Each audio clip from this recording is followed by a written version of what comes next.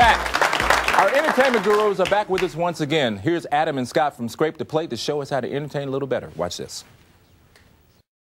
Hey, good evening everyone. We're Adam and Scott with Scrape the Plate Catering, coming to you from the Crossroads Arts District, ground zero for Kansas City's art scene. Tonight is a very special night. It's the first Friday of the month, a night when thousands of people flock to the area to go to the many open galleries. However, tonight we're more than just attendees. This evening we're throwing an art show for our friend and artist Matthew Kemp here at the Urban Living Center. The Urban Living Center is a downtown real estate office that provides space for local artists every first Friday of the month, which is perfect for Matt, who's going to tell us a little bit about his show. Much of my artwork involves the interaction or lack of interaction that humans have with their environment. These pieces right here behind me are part of a larger series that I did a few years back that involved urban decay in St. Louis.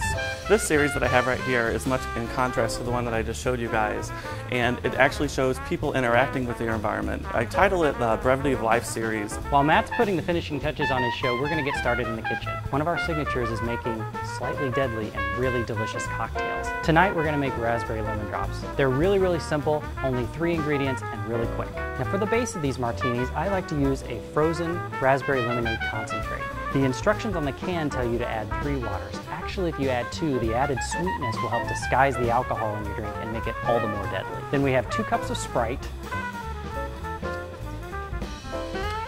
And lastly, an entire bottle or 1/5 of citrus vodka. Now I keep this in the freezer so that it's ice cold when I get started with my beverage right off the bat. Now one challenge of using a container this size is keeping the martini mixture cold throughout the evening. What we like to do is keep frozen chunks of fruit or citrus available at all times, and all we're going to do is place them in our martini mixture. As they thaw, they're going to mesh really well with the flavor and not water it down like ice cubes would. With this art show in mind, I'm going to do a bite the guests can actually take around and enjoy the art rather than being gathered around the kitchen. I'm going to do the much more mobile antipasto kebab. What I have here is some marinated mozzarella, some cherry tomatoes, some colossal olives, and lastly some marinated mushrooms. All we're going to do is skewer a couple pieces of our antipasto, and then onto the white platter they go, and they're ready to serve to your guests. Now Matt's event is a more laid-back affair, and we're only preparing a few platters of food. So we're going to avoid any involved tablescape that we would normally do for a larger catering event. So I created this really easy centerpiece. All I've done is gather art supplies that I had lying around the house, then taken a glass vase and placed florist foam in the bottom. To hide the foam, I lined the vase with paint color samples and filled the bottom with wood chips.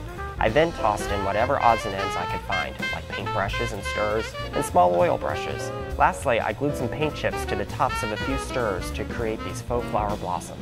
Now after our guests have had a chance to view the art and have a few cocktails, it's important to keep the action going. I always like to have a small activity planned, and tonight we're doing one of my favorites. Perfect for an art show, but you can also do it for a dinner party or any other kind of special event you may have planned. All I've done is I've purchased a blank canvas from a local art store, along with some inexpensive acrylic paints and brushes. I then place the canvas on an easel and will encourage guests throughout the night to grab a brush and put their own creative touches on the canvas. So as the evening goes on and guests come and go, I'm hanging back in the kitchen and have made a warm and luscious nightcap along with a sweet bite of dessert. First up, it's hot chocolate, spiked of course with a little extra octane. I've started with 2 quarts of 2% milk and 1 cup of half and half over a low heat, which I brought up to temperature. I then added 4 ounces of bittersweet, milk, and white chocolate, which I melted slowly over the low heat. Once that came up to temperature, I added 1 cup of peppermint schnapps. So now that everyone has had a warm drink, it's only fitting to end the night with a scrumptious bite of dessert. There are only 3 ingredients, but they're really flavorful and delicious. We're going to make dessert sandwiches. So to start off, we have a pint of strawberries that I have pulled and sliced.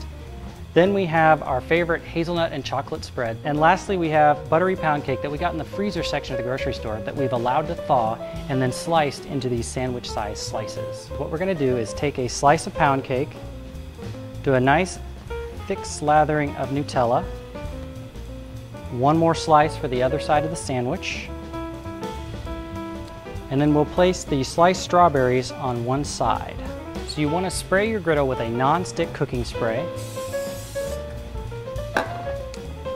onto the griddle it goes.